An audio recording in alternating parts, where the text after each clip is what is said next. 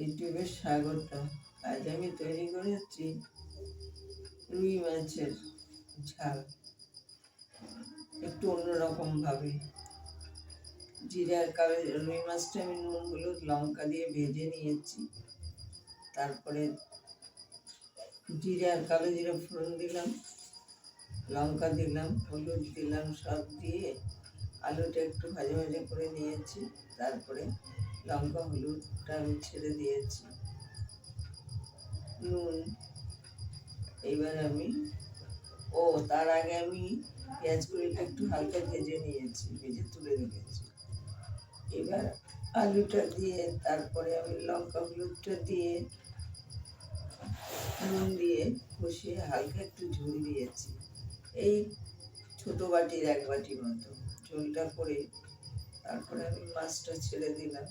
ছেড়ে দিয়ে আমি ওপর দিয়ে পেঁয়াজ কুড়িটা ছড়িয়ে দিয়েছি। এখন আমার পেঁয়াজ কুড়িটা ছড়িয়ে দিয়েছি। ভালো লাগলে লাইক করুন, শেয়ার করুন, সাবস্ক্রাইব করুন, আমার পাশে একটু থাকুন। ভিডিওটা শেষ করছি।